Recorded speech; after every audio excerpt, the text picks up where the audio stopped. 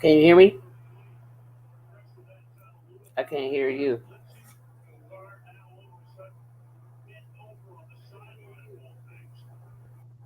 Can you hear me now? Okay, now I can hear you. Okay, the mic is off. So, can you turn your TV down some, please? Yeah, I'll turn my TV down. Watching the football game.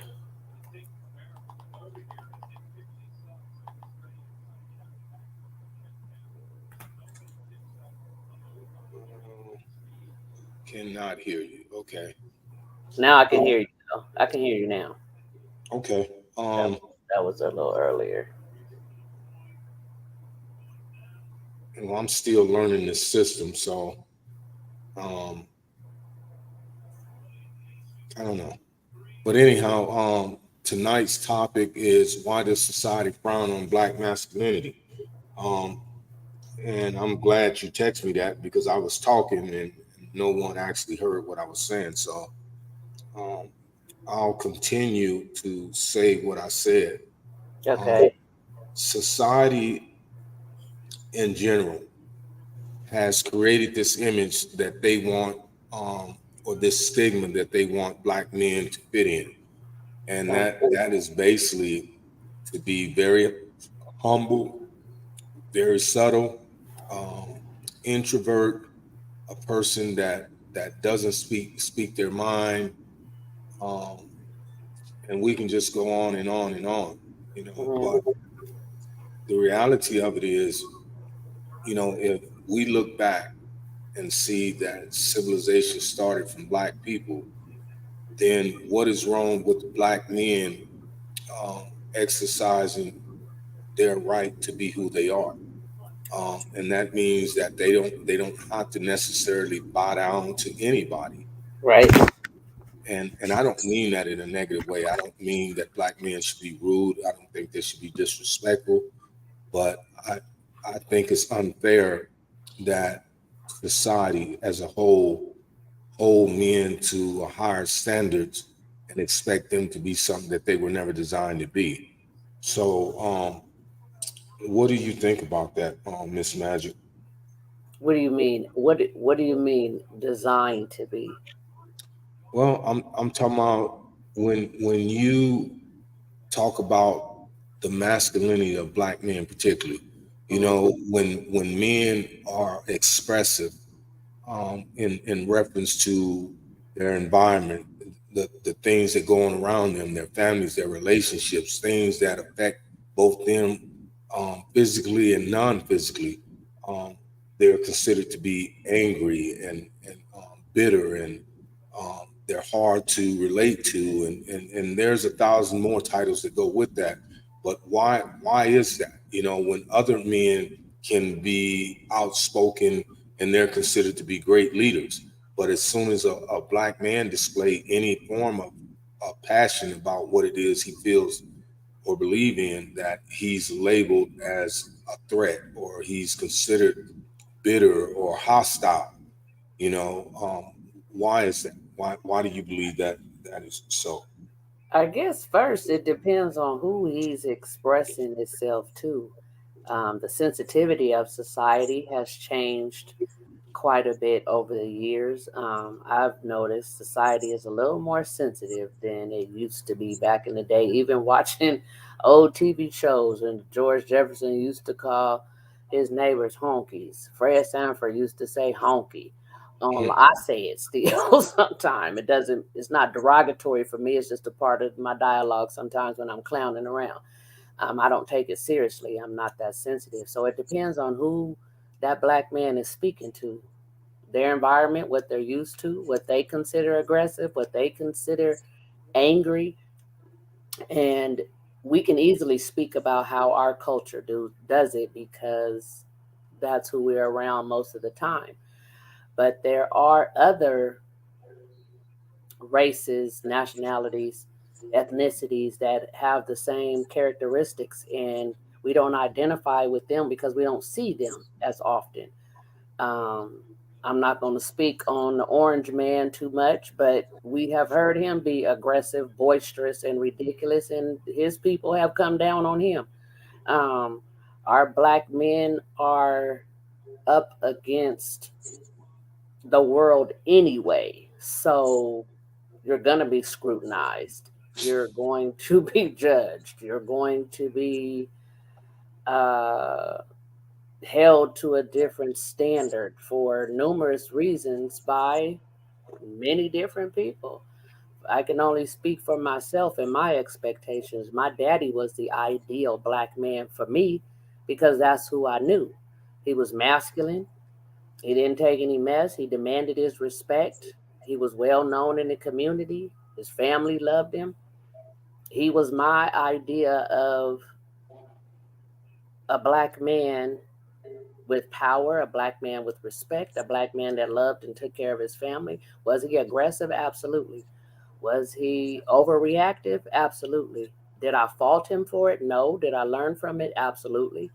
Most of the men that are in my life as friends, good friends, um, they are very vocal. They are all uh, very strong, aggressive, know what they want, domineering, masculine men. I find that to be an attractive quality in a man. But it's the way that you carry yourself, it's the way that you present yourself, it's the way you receive your critique, it's the way you receive backlash, it's the way you receive any type of criticism or judgment is what could place you in a different class than others. If you just randomly just boisterous and just all over the place and just loud and obnoxious, then of course you're going to be judged by that. But if you're making points, valid points, and you have a true argument, most people will listen, no matter what color you are. Most people will listen. Um, if you're making sense, if you're just rambling and bantering just because, then most people will judge you based on your attitude and how you're acting. I don't think it's too much, uh, I don't know, frowned upon, not accepted. Um, I can see how that could be true. But it's, again, it's how most of us are raised. Some people are very, very sensitive. Is that wrong? No. Some black men are very aggressive. Is that wrong? No.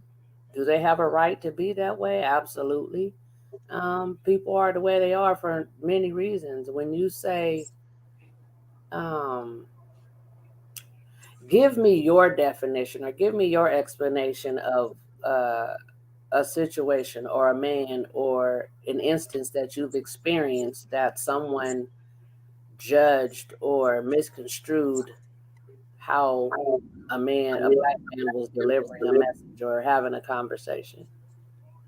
Well, I can give you multiple situations, but I'll give you a prime example.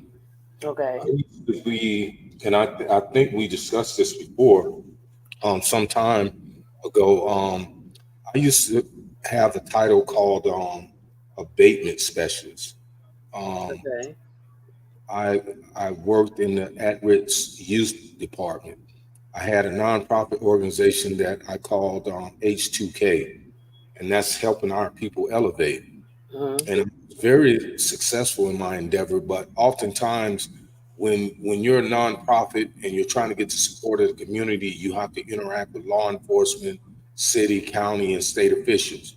Right. Um, what I found in my experience is sitting in these meetings all day while our youth were out making bad decisions and influenced by people that didn't care about their well-being. These people were mingling and networking, and I felt that they were not sincere. about their plight. And when I called them on it because of my passion for these kids, because I came from that same element. Uh, So I understood what these kids were going through. And it seems like every time I tried to express my passion about what the city and the county and the state needed to do, as well as law enforcement, I was kind of blackballed as an angry black man. And no matter how I articulated my thoughts without being angry, without being loud, I was still labeled as a bitter black man. And I tried to express to them that this is just my form of masculinity. Um, this is how, I don't know why this is doing this. This has uh,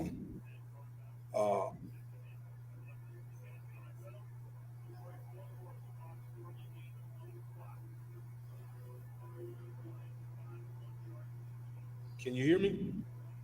yeah, I can. It's you went low.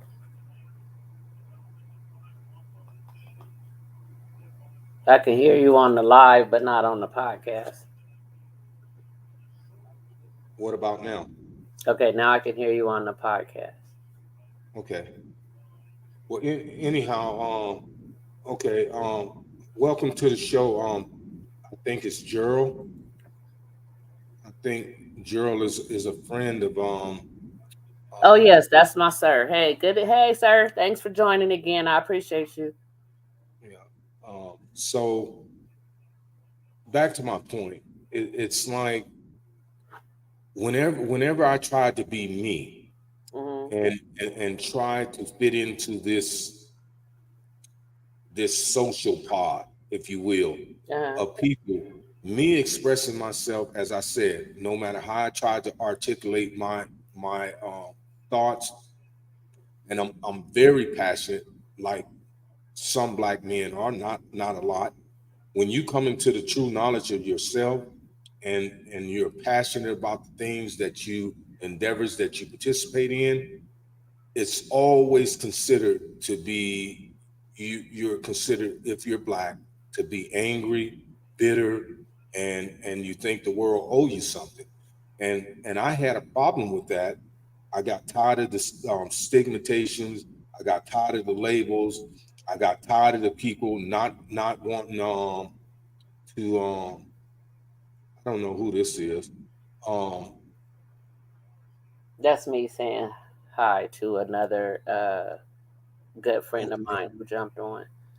So it's like, how do we fit in a society that we help create, but yet whenever you have black men that display their masculinity, they're frowned upon. It's like you're too aggressive. Even if you're not being aggressive, you're just being assertive, as you said, how you defined your father. Most men like your father, and I would compare myself to some degree having similar characteristic traits as your father.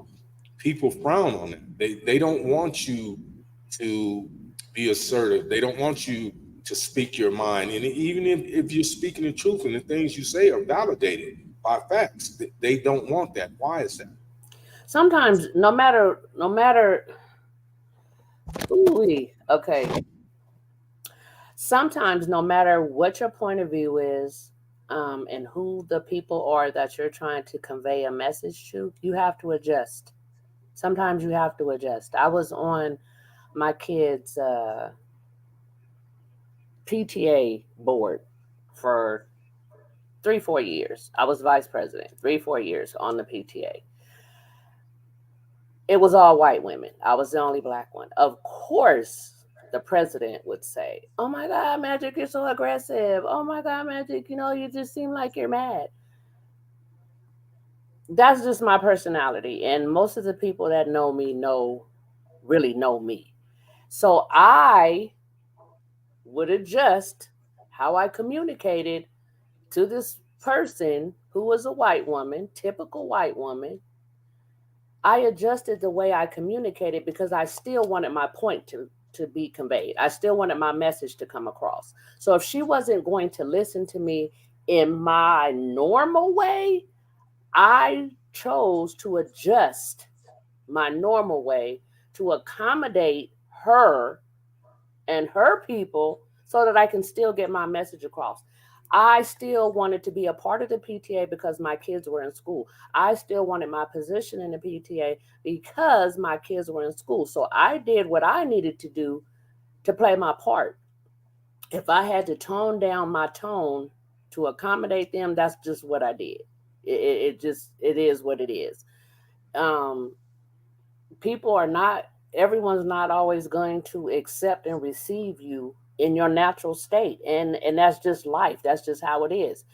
Depending on how you wish to communicate and how you choose to convey your message, you're going to have to adjust. You're going to have to fine tune yourself so that people will hear you. You don't want to just walk away and now your message isn't heard at all. You have to fine tune yourself for the room. If you walk in a church yelling and screaming and acting a damn fool, that's not accepted, no matter what. So it's the same premise when you are trying to convey a message in any arena. You have to adjust yourself so that you can still be heard, because you can get angry and upset and be mad because they're saying these things and they're not receiving you the right way, as opposed to exhausting that energy all over the place. I'm not this and I'm not that and I'm not changing and I'm not okay, cool. I apologize. Let me try this. Convey it a different way. Release yourself another way so that you can still get your message across and be heard. We can't always go into a room as we are. We can't. We just can't. In business, in relations, we just can't always approach an arena as we are, no matter what. As much as I don't like to adjust who I am, I have to a lot of times when I'm doing business. I have to. I'm an extremely vulgar woman. I'm very vulgar. Do I bring that vulgarity to a business meeting? Absolutely not. Do I bring that vulgarity to the bank? Absolutely not. Do I bring that vulgarity when I'm trying to do stuff with the government, when I'm trying to work on contracts? Absolutely not. Am I sitting and having a conversation with my professors with my bad mouth? No, I'm not. I've got to adjust myself sometimes for the arena that I find myself in.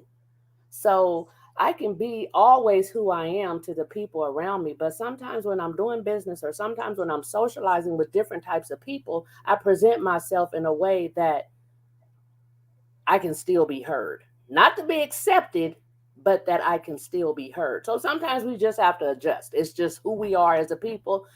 Everybody's not going to accept it. Everybody's not going to roll with it. And it happens in all races and nationalities. You get boisterous. Look at just for an example, Asian people. They're pitching their tone. Korean, I'm learning Korean. That's how you hear them talk. It's aggressive. It's very aggressive. When you sit in the nail shop, when you go anywhere where they speak in an aggressive tone. That's just who they are. That's just how they talk. But when they have customers, I just went and got a pedicure the other day. I walk in and their pitch is extremely high. It sounds like they're in there having a fight.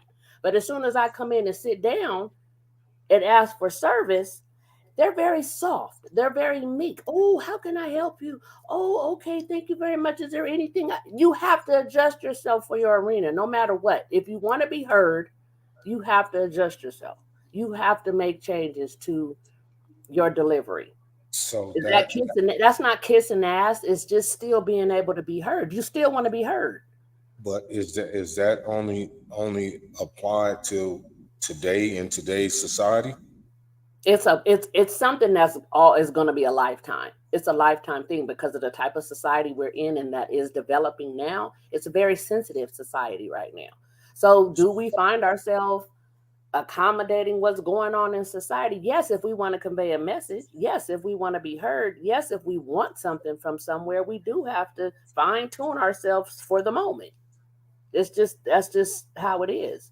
Is it, am I saying that it's okay? No. Do you want to walk in a bank and I need $1 million right now, god damn it? That's not gonna work.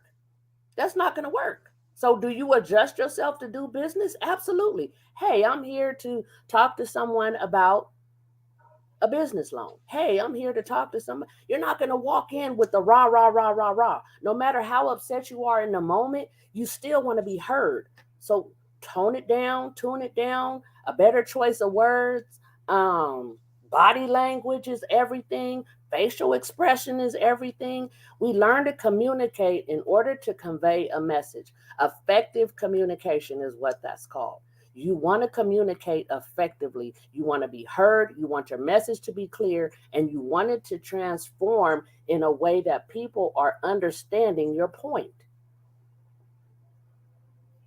I mean, I'm not going to say it's that simple, but it is that simple. It is. But it's almost like, and what you say make a lot of sense, and I agree with it. But on the flip side of that, it's almost like you have to be something other than you are to appease your audience to get your point across. Not And necessarily appeasing, that's a big word. That's You're not appeasing your audience, you're helping them to understand you. You're helping to get your message out just by that doesn't mean you're changing who you are. You're okay, just changing your delivery. let me use a better example then. Okay. Reason I said today's society, let's go back a little bit. Okay.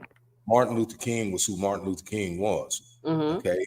And he never changed his delivery from all the speeches I've ever seen. Mhm. Malcolm X was Malcolm X. Mhm. He never changed who he was. Right. Even when he went to Mecca, he came back. He spoke out against the Nation of Islam, and Mhm. that's how he suffered his demise. So I know society has changed. Society is a lot more sensitive when it comes to um, one voicing his opinion about anything, Mhm. and they want you to do it as you said, and as Brother Gerald said. Your facial expression. But sometimes with me, I'm talking about me. Even when I tone it down, I can't I can't camouflage how my facial expressions are. You know what I'm saying? Even though I know that I must bring this deliverance to a point or to a degree where it's received by the audience, Mhm. it's just that's something I've never been able to master. It takes practice. It takes practice. I'm not good at it all the time either. Depends on the moment, it depends on the situation, and it depends on what I'm trying to do. If I am trying to get something for me, if I am on a mission, I'm going to do whatever it takes to accomplish that mission. If it Oh, means me, true, if, true. if it means that I need to act a little more Caucasian, then so be it. I will act as Caucasian as I need to act to get what I want. If I'm in an environment where uh, it's a part of my culture, it's a part of what I'm used to, I'm not gonna go in there as Caucasian as I can be. I'm gonna go in there just as black as magic is. So we find ourselves we always everybody first of all everybody doesn't even know how to be transparent and authentic. So when we find ourselves as authentic and transparent people, we know it's okay to make those adjustments to get what we want. It doesn't mean you've changed as a person. You're on a mission, you want something, so you're going to adjust yourself accordingly. It's just the way of life. It's just how things happen. Okay, well, let's kind of switch this over a little bit. When Okay. you're talking about masculinity, in respect to relationships, Mhm. okay, we have, or society has created these different categories of men. You have the A man, you have the B man, which is a beta man, you have the S man, which is a simp man, you had a T man, which is a trick man, then you had an M as a mark man. So, so, so, when you're talking about masculinity, I feel, and I'm not going to generalize. I'm going to speak about me specifically. Okay, Okay. um, I exude that masculinity. I am the amen. I think I am one of the epitome of the amen.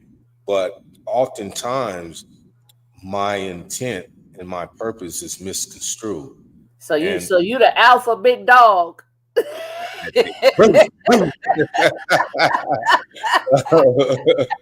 uh, so let me welcome my cousin Stacy. Stacy, I Hey, apologize. Stacy.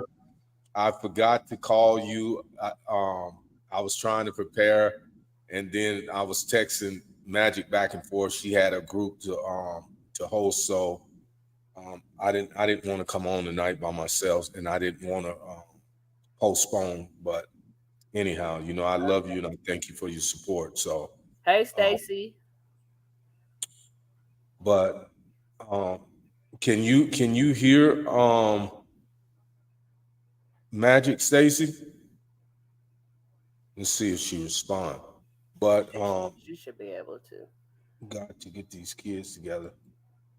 Be right back. Okay, let's see. Love you too. Oh, she said hello. Okay. Let's see. All right. Yay. Okay, so back to my point. Um, and I think just engaging with you, and I'm gonna bring this up, and I'm gonna bring this up with a positive um overcast. Okay. Yeah, because it again, it can be misconstrued. You Okay. remember we talked about texting, right? Yes. Okay, and how I despise texting. I Right. do it because it's the way of society today. I don't like it, but I have to compromise. Okay. Situation that arise today, okay, and I'm not going to get into details. You know what I'm talking about.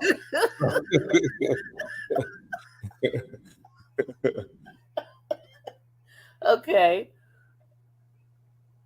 I text one thing because I was engaged in several things at the time, Uh huh. and that what I text was misconstrued Okay. as too much masculinity. Okay. So I found myself backtracking to apologize and explain why I meant what I meant. And Okay. my point being this, and I'm gonna leave that alone. My point being this: so oftentimes than not, when I try to be who I am, I can't be who I am because people don't want to accept that. And this is the problem that I have because I hear so many other people say, "Well, I'm gonna be who I am," and you're a prime example. I'm not gonna change for anybody. Now I understand being in certain situations, you have to adapt, you have to improvise. I understand that, but Right. yet, in the same token, I'm not saying I embrace that ideology. I'm set in my ways because I'm always willing to learn, and anything that'll make me a better person, I'm willing to do it. Hmm. Um, if I can take advice from a donkey, if I can take advice from a chicken that's going to make me a better man, then I'm going to take that advice. I'm Okay. not one to push away constructive criticism, but the problem I'm having is when I talk to people, don't expect me to be other than what I am. Hmm. Now you can expect the conversation or the dialogue to be a certain way to appease or to be acceptance in your form of communication. But to say, well, Ramon, I think you should be, and I'm not talking about you. I'm Right. general Right. I now. get it. I get it. Um, well, I think Ramon, you should talk like this. Ramon, I think you should act like this. No, I'm not going to act like that because that's satisfying you because that takes me out of my character of who I am. So me being a masculine man, now I feel like a B man. You know what I'm saying? So I didn't went from an A to a B man, and it's like, how do I stay in my masculinity and be accepted by the people around me? Because it's like, even with my family, I have to mask who I am and mask what I say because if I say what I really mean, and even if I got a smile on my face, it's misconstrued that, oh, he's being too aggressive and the stuff that he's saying. But other people that say the same thing is not something worse in their masculinity, it's embraced. I'm having a hard time understanding that. Well, sometimes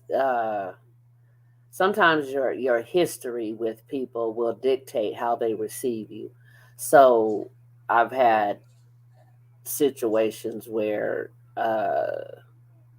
people didn't want to deal with me because of my mouth, because I'm so serious about what I say. I say what I mean and I mean what I say. And it's sometimes we have to come out of pocket to get a point across, or the way we are. having a conversation with someone may come across a certain way because of the history you have with that person. And I think I said before too, people are the way they are for a reason. You are that way for a reason. Your family knows you probably on the surface. Everyone in your family probably doesn't know the inside of Vermont. And if all they know is the outside, your exterior and your hard shell, that's how they receive your communication. Until someone really gets to know who you are, they will receive you as that.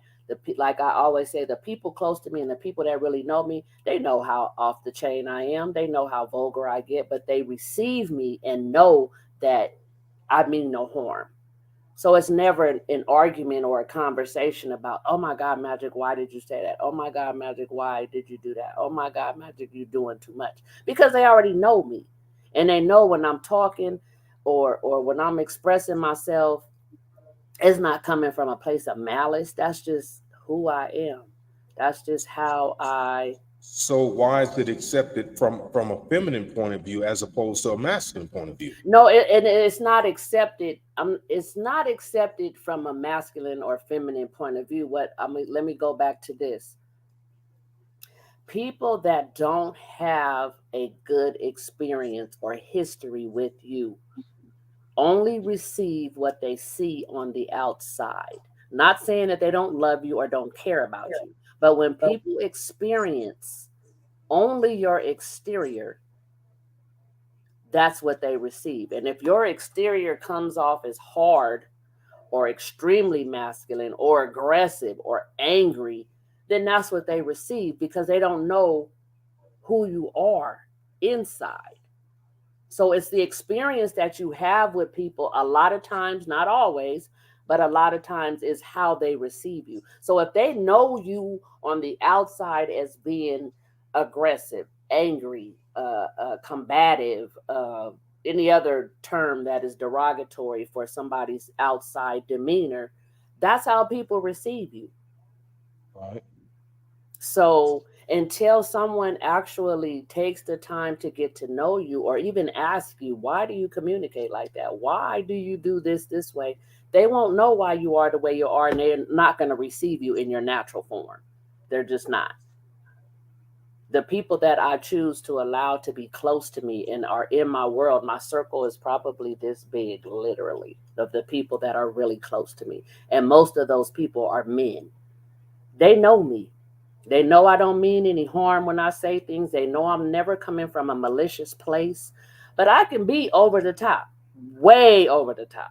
I can say a lot of things that are just crazy that a lot of people wouldn't expect. But those that are close to me, they already know I'm liable to say anything, I'm liable to do anything.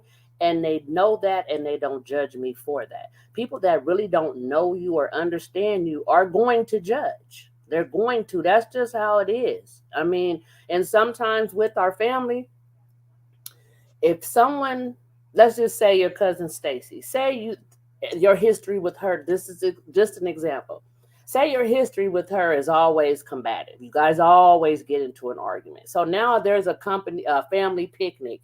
You guys are there. In her mind, she's gonna think, "Oh, here come this. Oh, here he come with his aggressiveness, and here he come with his mouth," because that's the history and the experience of you two. Now, say you have another cousin, Jim Bob, and he sees you coming, but you guys' interaction is always pleasant and laughing and joking and fun. So when he sees you, he's gonna say, "Oh, here come Ramon. I can't wait to see him. We getting ready to, cut up. We getting ready to clown." So it's all about your experience with people, and it's vice versa. When you interact with people you don't know, sometimes you have to adjust. We go back to that. Sometimes you have to adjust you. If you know you're over the top, if you know you're aggressive, if you know you've got a demeanor that people say you're not approachable, sometimes you've got to change that in order to communicate effectively. I don't mind adjusting who I am to get my point across. I don't mind adjusting my demeanor, my attitude to get something done. It doesn't change who I am. It's just I'm on a mission. I need what I need and I got to get what I got to get. So I'm going to do what I need to do to get it. Well, Period. That's kind of self-explanatory, and it goes without saying. Right.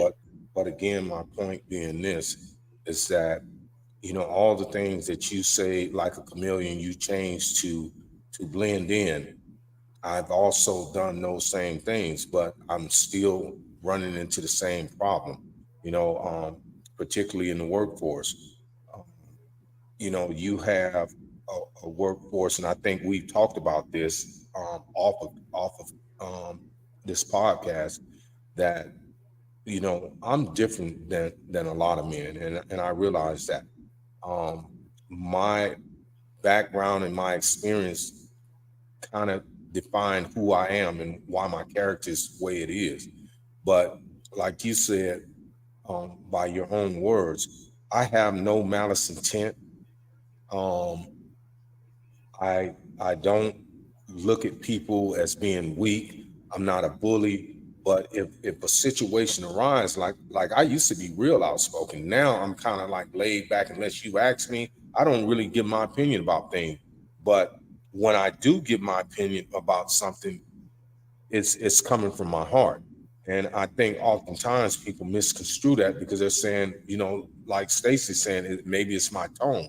Mm-hmm. But me, if it's a business matter, it's one thing. I know I must adjust to acquire the things that I see. Mm-hmm. But when I'm just generally talking and I'm around people like these people at work, my coworkers, um, and I can say this on this podcast, even though some of the people that's in the union may frown on it. I work around, in my opinion, a bunch of incompetent idiots. You know what I'm saying? They don't use any common sense. I don't care how long they've been out in this industry. They don't use no common sense. They don't practice no professionalism, no respect, no common courtesy. Mm-hmm. They act masculine to a degree, and I'm talking about the men. Okay, Mm-hmm. they act masculine, and to the disrespect come. And this is what we talked about earlier. You cannot disrespect a man. You pretending to be a man, and whatever respect it is. And when you disrespect a man, now you want to dictate what his response is going to be. You can't do that. Okay, it's just like in the streets. If you're in the streets, you got to live by the rules of the streets. The Mm-hmm. street rules govern that demographics. Mm-hmm. Am I right or wrong? Yeah. So out here in this industry, I come to this conclusion because I've been out here almost 10 years, right? I came out with the good guy attitude, being nice, speaking to everybody, trying to shake Oh, hands, excuse me. and it came almost to that point of and I'm keeping this on masculinity. It came almost to that point where I started getting treated like a female, okay, by guys that I know were nowhere near my equal physically, Mm-hmm. or masculine. And so I took on this demeanor right here. I said, well, you know what? I started speaking out, and then everybody started bagging up. Whoa, I didn't see that side of it. But then when I started expressing myself, listen, I'm not out here to be y'all's friends. I come out here to do a job. I'm being who I am. Okay. You people rattled that cage. You poked the bear. You know what I'm saying? I didn't just come out here with that attitude. So I said that to say this, that my masculinity to me, that's just to me, is subtle. You know what I'm saying? Because I walk with confidence. I am a black man, and despite what society has stigmatized us as being, you know, um, thugs, hoodlums, and all these derogatory names, I walk with my head up. I walk with my back straight because I know who I am. I know what I'm capable of. I know where I come from. So I stay humble, but I stay proud and dignified. And oftentimes that's misconstrued as being, who do he think he is? Because he got muscles. Well, if you go to the gym, you can have muscles too. I was a man before I ever lifted weight. The weights didn't make me who I am. And this is what I have to always try to convey to people to get them to understand that if you don't disrespect me, now disrespect, we'll get that's another subject, but if you don't disrespect me, I'll be the nicest and kindest person in the world. I may not talk real proper, I may not be real subtle, to the degree that you want me to be. But back to what you said, I'm a nice person for those people that know me. But if you don't know me and you see somebody rattle my cage, then you're gonna say they're gonna get that experience. Like, damn, I didn't think that dude would trip like that. So when I display my masculinity, people bag up because they're saying you're over aggressive. By who? By whose standards? Is so? Do I define my masculinity based on other people's interpretation? What it should, it shouldn't be? No, but when you are dealing with the public and you're dealing with society, you don't want to necessarily be labeled. And in order to You're gonna avoid be some of labeled those labels, irregardless. You're gonna be labeled irregardless. true, that's true. However, what I'm saying is, in order to not, or in order to avoid the type of label and stigma that you're referring to, you either have to allow people into your world and let them get to know you, or you simply have to just be and remain solo. You either are going I don't to, have a problem with it. but that's not how we are structured as human beings. We can't always avoid or ignore or bypass society because they're not accepting of our personalities or our characteristics. We still got to interact with people. We still need people day to day. So sometimes adjusting how we are, is it uncomfortable? Yeah, absolutely it is. Is it probably going to be worth it to minimize the stress in arguing and banter in a workplace? Yeah, absolutely. Absolutely. We adjust. We adjust accordingly. For me, I'm just not going to exhaust a bunch of energy arguing with somebody. If somebody Well, can't get along with me, then that's on them. That's on them. That doesn't I have anything to do with me. But I will adjust just to avoid I bullshit. have adjusted, but yet in the same token, because I went from that average person to being a supervisor, and I wouldn't have made it had I not adjusted. But my point being this is that it just behooves me to be around individuals because I don't do no arguing. In the workplace, I don't do no arguing. I stay out of.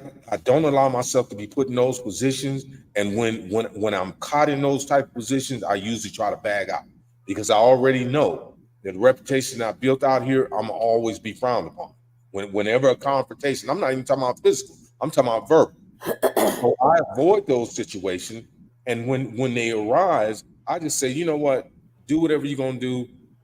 I'm not physically engaged, and I normally walk away.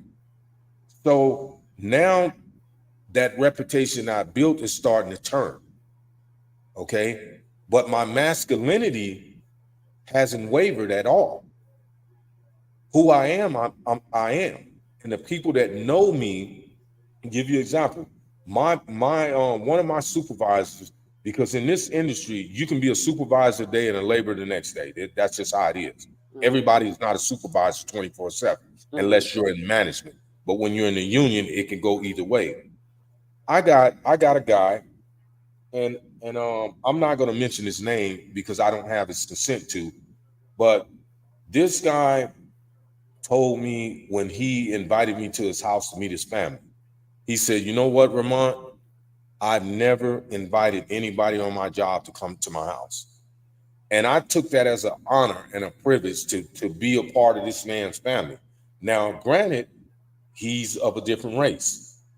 Okay. So and I looked at it like this, Magic. If this guy had believed everything he heard, do you think he would have ever invited me into his home?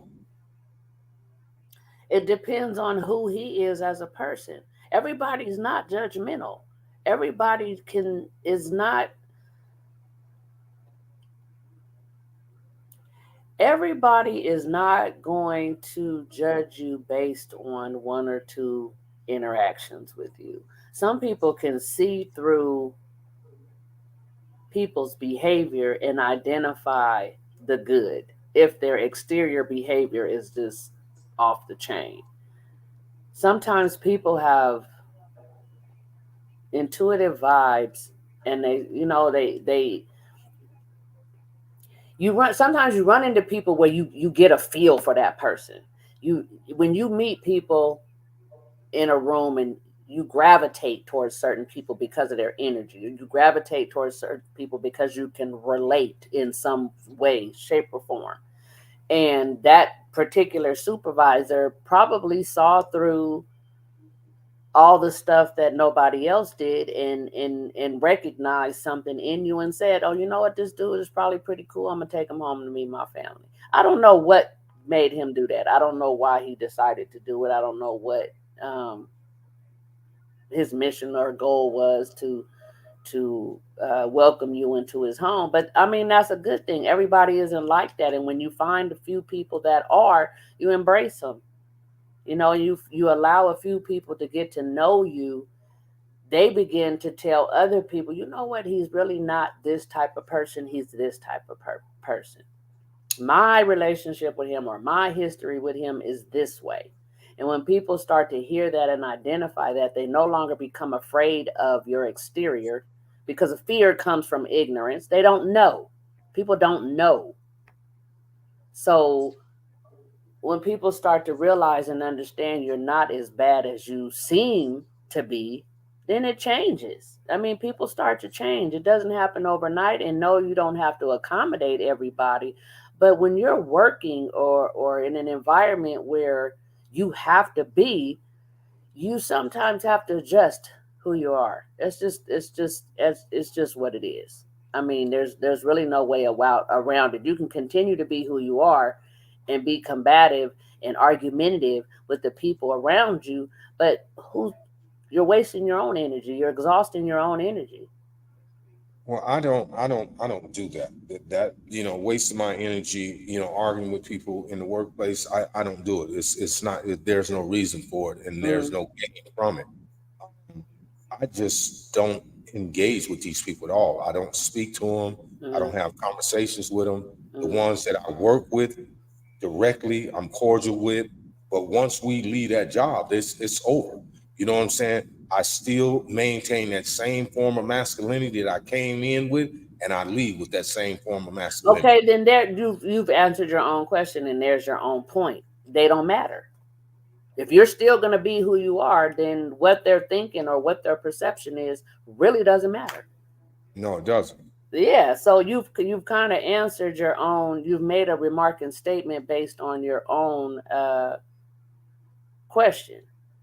So if the people around you or the people that you're dealing with have pinpointed that you aren't the nicest guy or you are the most aggressive guy, if it doesn't matter to you, then it just doesn't matter. It doesn't matter. We're not here to please the masses. That's not why we're here. There's I no way we can please the masses. Yeah, I just think it's just funny, um, how people, I've never been that type of person to jump on anybody's bandwagon. Even when I was younger, yeah, I was influenced by some of my peers to do stupid things. But as far as being manipulated and controlled by other people, no, I've never been that type of person. Mm-hmm. And it seems as though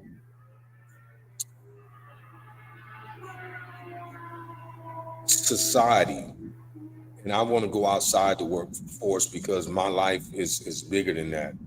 Um, I'm gonna put this up here so you can read it. Why I talk. Um,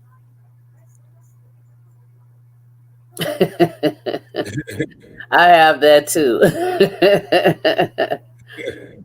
and and Stacy. I'm gonna say this. Stacy. Me and Stacy. I think Stacy may be, I think, 7 8 years younger than me, Mm-hmm. but we've always been good friends. Mm-hmm. Um, she's for I don't know how many years she's been my confidant. She's been the person that I can go to about anything. She doesn't judge me, and she don't have a problem with telling me when I'm wrong. And Mm-hmm. I always loved and respect her for that. Um, and it's like we tried something one time, and I'm gonna bring this up. Stacy, Stacy's single, and she's been since she got a divorce from her husband. Mhm. So I suggested to Stacy one time. I said, "Why don't we start going out together, and maybe we'll meet some people." It didn't work because the guys were watching her, the women were watching me, but because we had this demeanor, and I have the pictures to prove it, the guys were afraid to come over to talk to her because they thought she was my girlfriend, Uh-huh. and the women. So it's like, uh, and it, and It it didn't didn't work. work.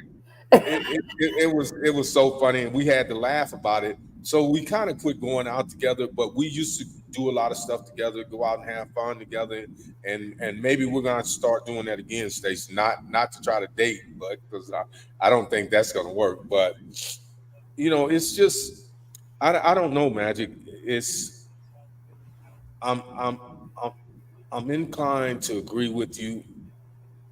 My exterior demeanor, even though I change at times when I'm around people that I'm comfortable with, when I'm not around people that I really don't care about, Mhm.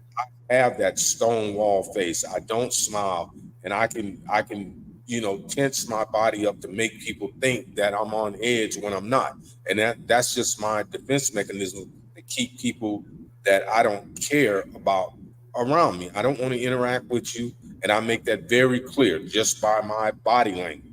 You Okay. know, as your friend was saying, but when I'm around people that I choose to want to interact with and get to know, then I'm the most pleasant person. I laugh, I make them laugh. I'm just like you. I become the center, I become the clown. Mhm. And people be like, man, I didn't know you had that in you. Well, Mhm. that's because I'm around a bunch of people that I really don't care for.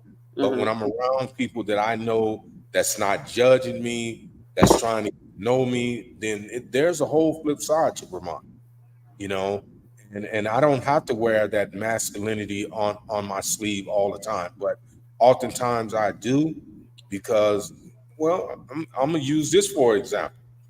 um this morning, the situation that arose, normally I would say forget it, and it is what it is.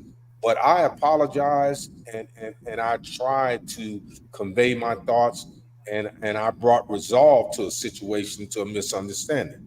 And Mhm. why I did that is because the person that the misunderstanding occurred with is a person that I rely on, a person that I confide in, a person that has went out her way to help me, to educate me in ways to kind of smooth out some of those rough edges.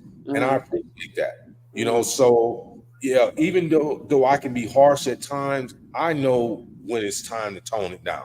And I know when it's time to pump that shit up. I don't have no problem with pumping it up. That comes natural.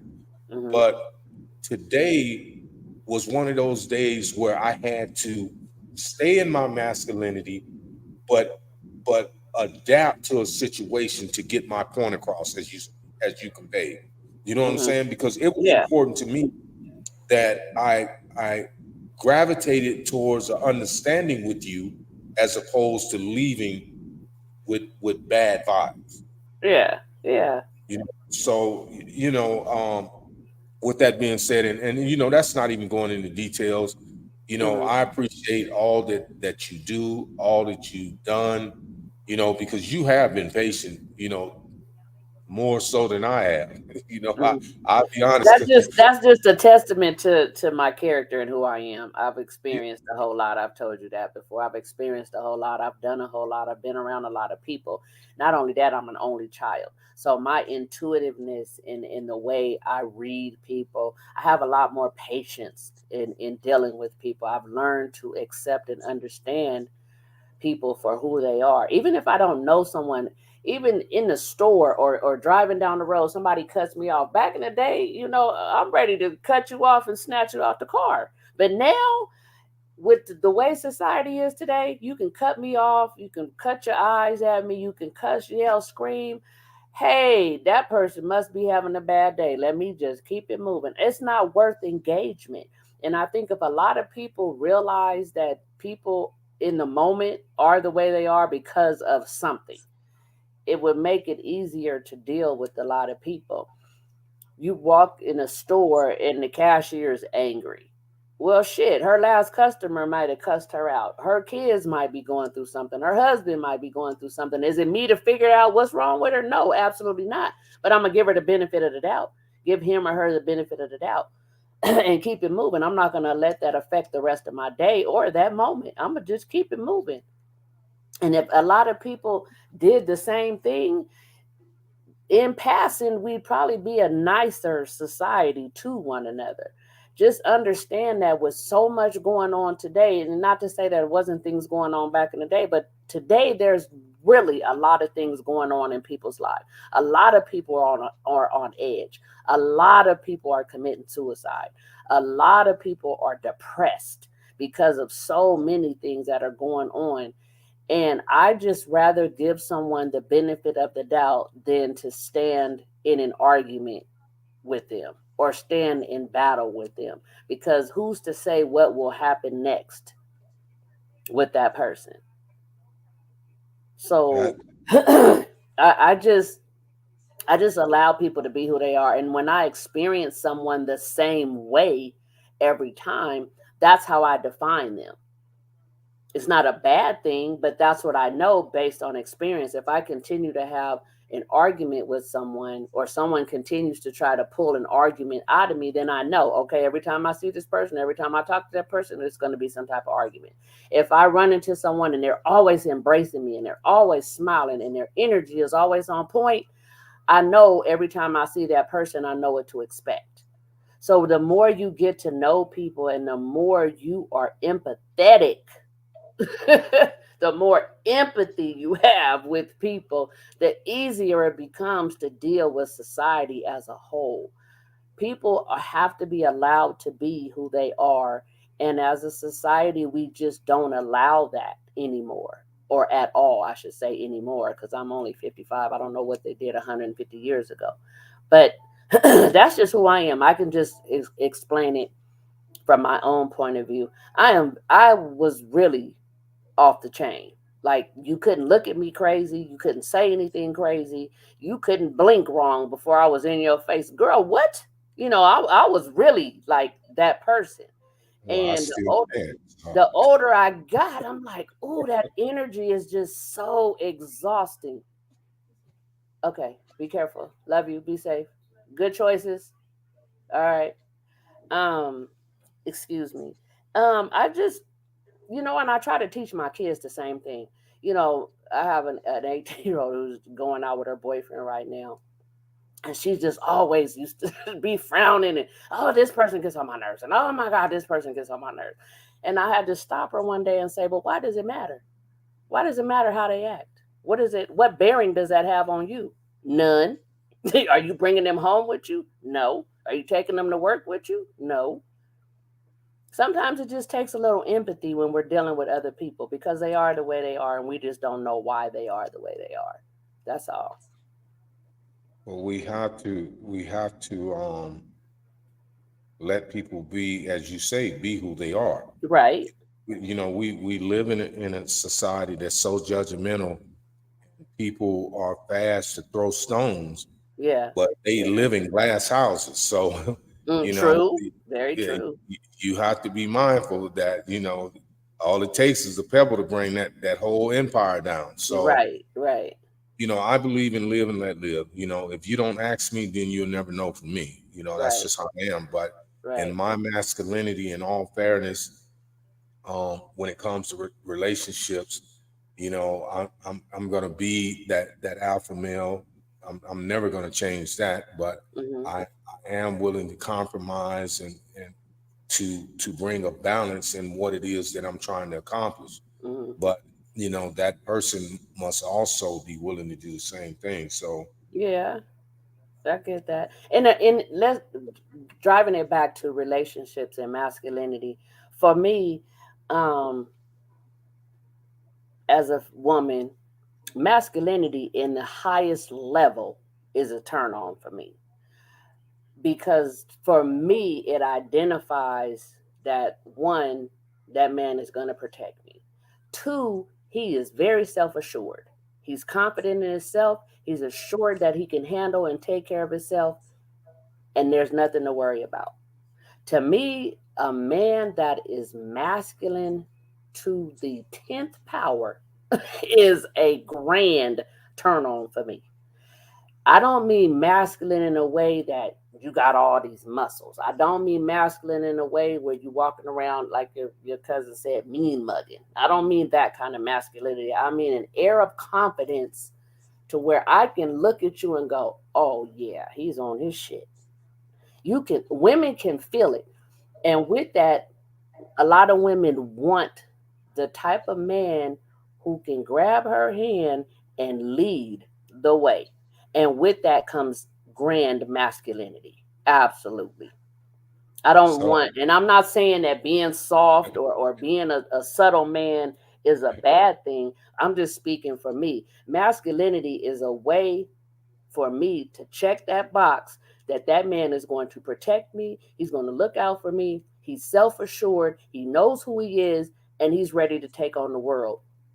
That's an attractive feature in okay, most men. well let's kind of take this a little further. Okay, when you say you desire those traits, characteristics, traits of a man, masculinity, right? That's one of them. Yes. Okay, so now I got to generalize. Okay, um, Okay.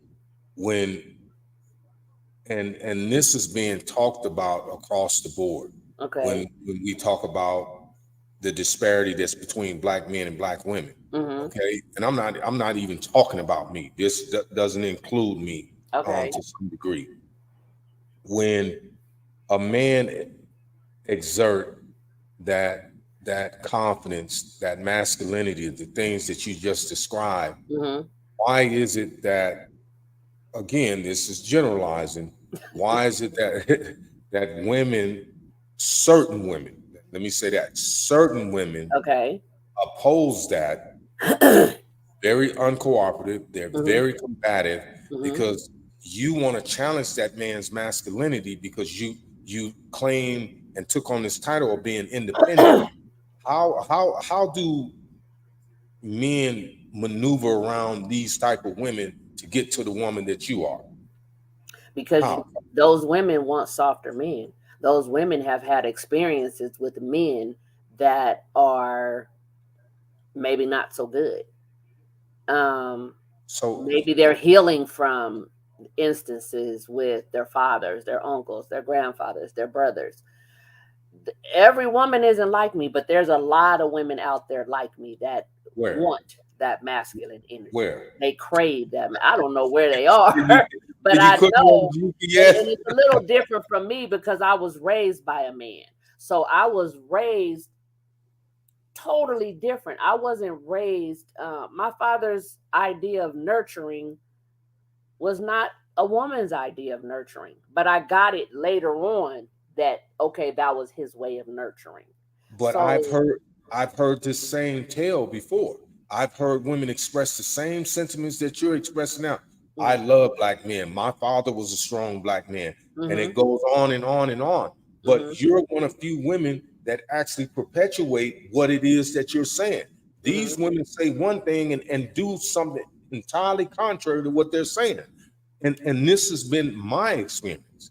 Well, So well, sometimes women don't really know what they want or need. That's just the bottom line. Some just don't know exactly what it is, what they want or what they need. They may think they know, but until they it's right in their face, they at that moment can determine whether or not that's what they really want or what they need. At my age, I know what I want and I know what I need, and I've already experienced my need. So now I won't go for, I won't settle for anything else. I'm just not gonna settle for I anything almost, I almost said something, but I'm gonna keep it clean, okay? else. but I mean, Well, I can't speak for. I don't know where a lot of women are like me, but I grew up with a lot of women that think the way I do. I've been around a lot of women that think the way I do. Some women are very meek, very soft, and very feminine from the gate. So a man that is overbearingly masculine is not what she needs. She needs somebody who can soften up and come she down to she her needs she needs softness. a beta man. It doesn't necessarily mean he's beta. My dad was never beta. But if I was hurt, upset, or sad, my dad was softened like mush, oatmeal to take care of me. That's just who he was. That's just who he was. My husband, he was hard, gangbanger, penitentiary, all of that, hard as hell. But if I was hurt, upset, or bothered, that man was softened like wet tissue to make sure that I was okay. That didn't mean he was a beta man, because by all means, him and my father are the most alpha I've ever seen in my entire life. No, no, Masculinity to the 10th no, power. that's not what I meant. What I meant by my statement was, oftentimes women that's dainty, Hmm. okay, Hmm. real soft and delicate, Yeah. they would probably be better off with beta men as opposed to real masculine men. And the reason I say that, I'm not saying that masculine men can't do what your father and your husband did, because Hmm. I've often done that too. When it came to Hmm. my woman, I'm soft as doctor's cotton. But now Yeah. let somebody threaten my family, You you harden know, up. then I'm Right. like the hawk. Right. But I think oftentimes women are afraid of men that exude that trait of masculinity, because they've declared this independence, and they want men that's softer, that's more approachable, men that's more subtle. Where me, if I'm around my woman, I'm that way. Now I may come home and may be upset, and I try not to bring whatever I bring from the streets or the workplace in my home. I Hmm. try to leave it where it is. But if I'm Hmm. upset, then I expect, and I think I can speak for a lot of men, not all men, that we just want to be appreciated. We want to be confident, told that what we think matters. What we do is appreciated. And Hmm. when women don't do these things, then that masculinity, I think, kind of overflows and becomes too much, even for the household, even though that man, and I'm talking about myself now, Hmm. even though I may have loved my family, oftentimes I exude too much masculinity, and it frightened my family. Because Okay. I remember my ex-wife telling me one time, and I'll never forget this: Ramont, we're not your enemy. This is our home. You're not in the streets, so don't bring all that masculine shit in the house. When you come to the house to be a husband, to be a father, to be a male role model, to be an example. But when you come in the house and you coming like you coming from the set, you just went through a gang banging mission. You're frightening everybody in the house, and I didn't even realize that. I did not realize that.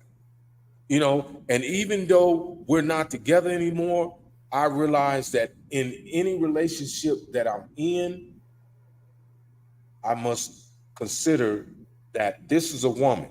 So her perspectives and her perception of life is different than mine. She based her life on femininity. I'm basing my life on masculinity. So in order for us to mesh,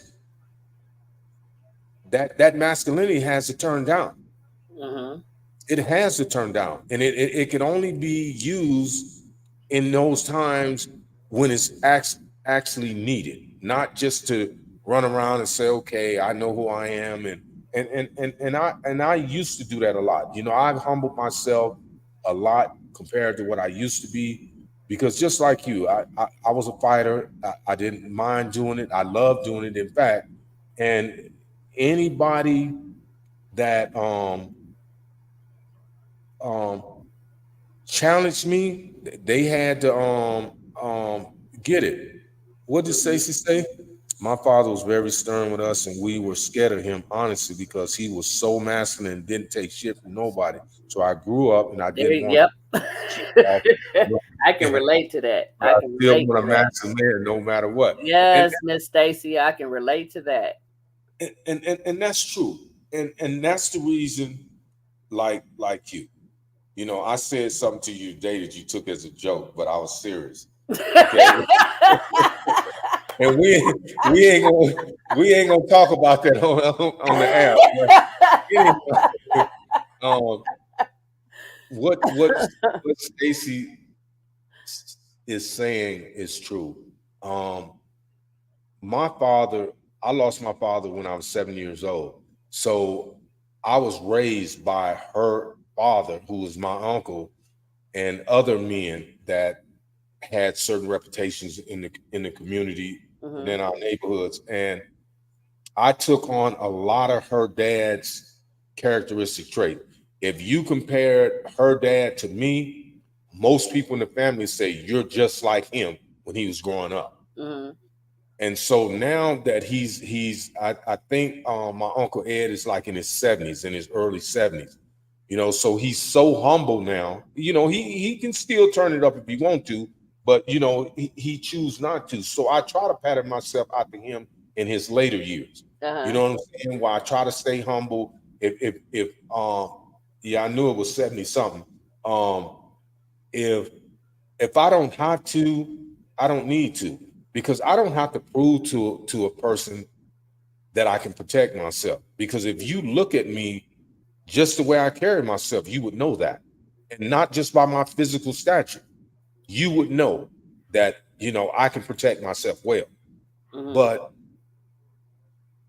I'm learning now how to balance this masculinity thing.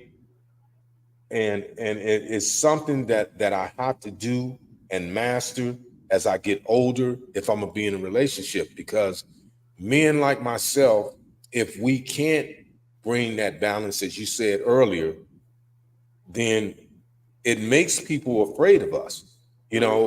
and even the people that love us, they're like, man, this dude can explode. He can do a postal up in here and hurt kids. We ain't even Yep. talking about the weapons. Yeah. So I don't want to go through life, and this is the problem I'm having with my sons, is because I've exuded so much masculinity. And you're right, Stacey, you can. Yes, Um, Stacy. Yes. and I think tomorrow I'm gonna call all my sons, and I'm gonna apologize to them, because I've displayed so much masculinity to them that they've turned away from me based on the things that they've been told. Hmm. Is my actions have reinforced these slanderous statements that's been made against me. And like you said earlier to me, my kids are my world. Yeah. And when I get in my masculinity, my ego and my pride gets in the way, and then I was like, like I was telling you earlier, I'm just done with them. But Hmm. how do you be done with something that you created? You Right. You can't. can't. So I'm thankful for these dialogues that's created by this podcast, because it helps me grow as an individual. It helps me grow as a man, and I don't mean just in a physical stature.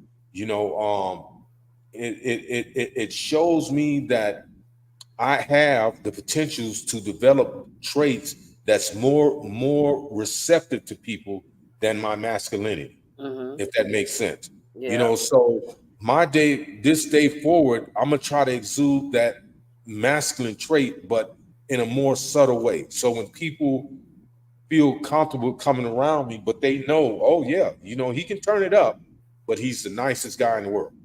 Let me say this too. And by far, am I any type of therapist? Let me just say that. But sometimes when we go overboard in other people's eyes trying to get a point across or express ourselves, we really have a point to prove internally. When you go out of your way to be boisterous, vulgar, You want to cuss people out, you're angry and you're threatening, you're trying to prove a point. Sometimes we have to sit down with ourselves, write to ourselves, and figure out who the hell we are and what it is we're trying to prove. What is it that you're trying to prove? I'm listening to you talk, and listening to the way you say certain things, it sounds like to me that you have a point to prove. You want to prove that you're not this bad guy, but at the same time, you want people to know you're not to be played with. You have to understand within yourself why those things are so important to you and why you feel like you need to get your point across in a way that is so explosive. Sometimes when we react and people consider it an overreaction, it's usually because we're trying to prove a point. Because we feel something inside and we want everybody else to feel what we're feeling. We want everybody else to know what we know about us inside. If you're hurting, you're in some kind of pain, you have anguish from years ago, whatever it is, identify that, deal with that, learn from that, and move accordingly. You're never going to get to a point where you can communicate with everyone until you communicate wholly with yourself. Does that make sense? Know what you know, why it's so important for you to get your message out the way you're getting your message out.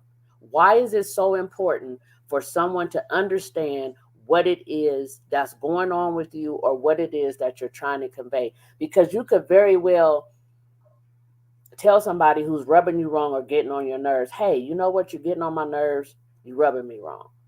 Sounds a lot better than, look, goddamn it, motherfucker, you getting on my goddamn nerves, leave me the fuck alone. Which is more effective?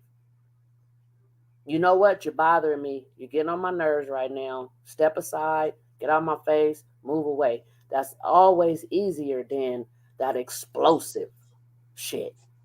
Right. The message is ignored. It isn't heard. Why? Because you have gone over the top with your message. Now the message is completely gone. It's not heard because your reaction took over the message. Right. Find out why it's so important to you to communicate in such an explosive way.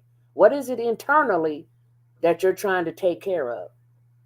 Because is it because you're upset that people see you a certain way? Are you upset because you were deprived of certain things in life? Are you upset because certain things didn't turn out your way in life? You got to figure out what that is internally, deal with that, and try to adjust your communication in a different way. We always want to communicate in a way that's effective. That's the only way that works. Communicating in a way that's effective. What's effective for you and what's effective to the person you're trying to convey your message to. Right. And it's not easy. It's not easy figuring out who we are. We can easily say, because I've done a lot of work on me, I can easily say, I know what I want, I know what I need, I know who I am, and I'm comfortable with that. Not everybody can say that and mean it. It's easy to say, oh, I know who I am. It's easy to say that. But do you really know who you are? Have you sat down with yourself and done the work on yourself? Because once you get to a point with yourself where you're comfortable with you, not a whole lot of other shit matters to you when it doesn't affect you directly. So Mm. figure out what it is you need everybody else to get from you internally and go from there. When you respond to people, when you want to convey a message to people, the explosion takes away from the message completely. Nobody's going to hear that explosion. All they see is the explosion. That's it. But when it comes across in a way that is effective, and that's not a changing you as a person. That's just Right. conveying a message that everyone's going to hear and be willing to receive. That's all. Okay. Well, we're gonna bring this to a close. We're like 22 minutes, 23 actually. It's okay. over, and it's been a good topic. And again, Magic, I thank you Oh, for the no volunteer, problem. You're welcome. for the support. Stacy, I thank you. I think is it Gerald? I think Gerald, yeah, Gerald. Gerald Ray, yeah. Is Stacy gonna come on the panel one day and talk to us? So I can sit in the comments and then you and Stacy can talk. I would love to hear some stuff from Stacy about Mr. Williams.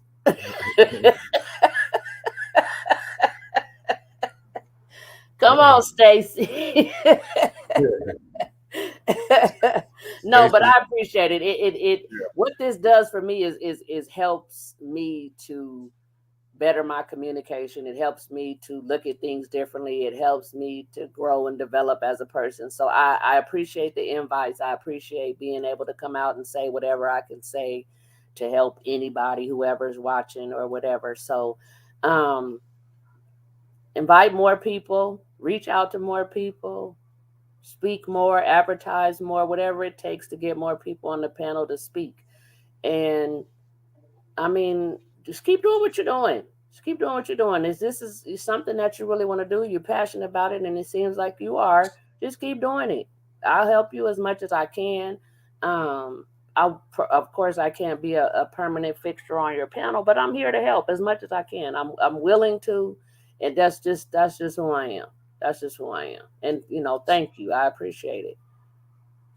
Okay. With that being said, like to thank everybody, those people that we've seen in the comment boxes and those people that's just watching, because that those are where a lot of the comments come from. Please, you get a chance to hit the like button if you like the topic and the conversations, and um, keep supporting us and keep watching. If you have topics that you like me or any of the guests that attend the podcast speak on, please send me an email. Okay. And with that, I would like to thank everybody again. God bless. Please be safe out there. And until tomorrow, we will be on tomorrow. Um, Okay. Kawanda said she'll be on Saturday. So Oh, good. Okay. I don't know what happened to I don't know who that is. Sharon Judy, first time here. Um, thank you, Sharon, for Thank I you for don't know. coming. Yeah, for coming. We're bringing this podcast to an end right now, but we'll be back on tomorrow at 8 p.m.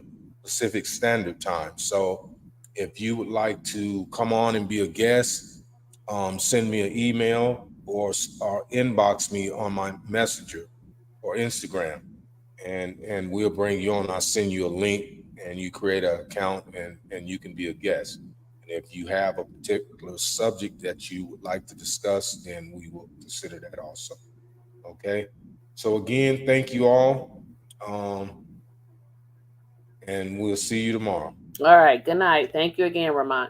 All right. Thank you. Good night. You're welcome. Bye bye.